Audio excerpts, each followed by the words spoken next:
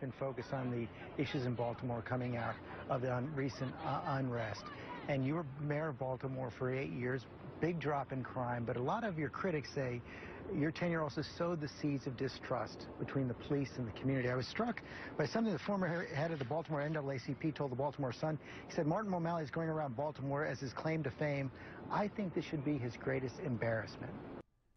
I can't even, welcome to Give Me Five. I can't even fathom how Walter O'Malley sits down with George Stephanopoulos, who is in Hillary Clinton's back pocket, and does an interview about his announcing for President of the United States, running in the primaries against said Hillary Clinton. And you see how he's attacking him, how he's going after him, how he's being confrontational.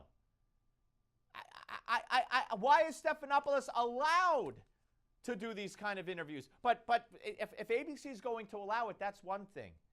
O'Malley, I guess O'Malley wants the publicity. I guess, he just announced the day before on Saturday. Sunday he's on with Stephanopoulos.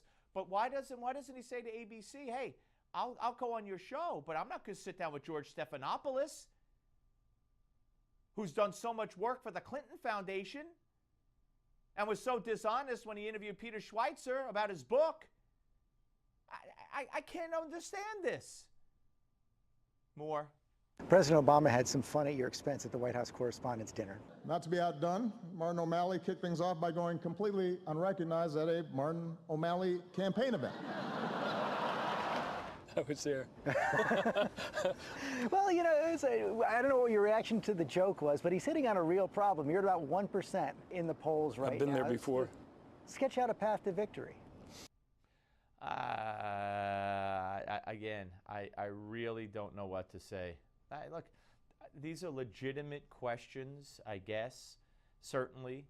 But you would think Stephanopoulos, in his first significant political type interview after the revelations about the Clinton Foundation conflict of interest, when he has the first, major candidate to announce against Hillary here. I mean, I don't know if he did Sanders or not. I didn't see it.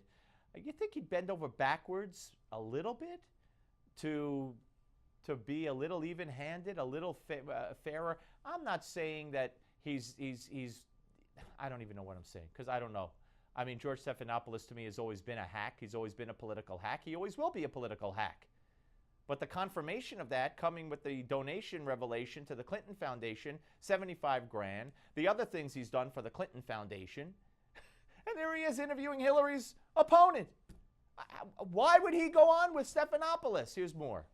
Bernie Sanders, taking on a lot of the same progressive positions you have, has kind of shot up in both the national polls and Iowa and New Hampshire the last few weeks. That's a challenge to your candidacy.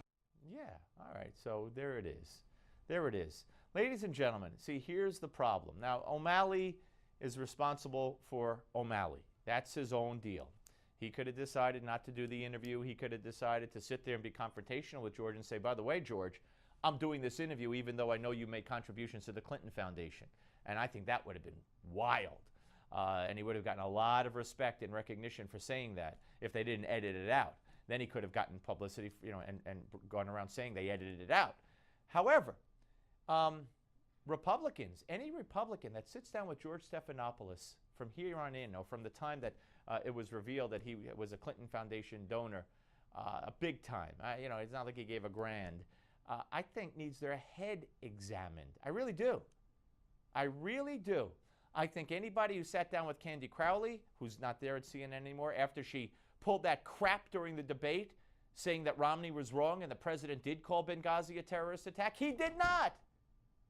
He did not say it was a terrorist attack. He talked about a history of terrorist attacks. So, I mean, sometimes Republicans do things, lots of times. As a matter of fact, most times Republicans do things that I just don't get. They go on with unfriendly interviewers and take the crap instead of fighting back and pushing back. I'll never understand that. They have so much to learn, and it appears they never will. Thanks for watching.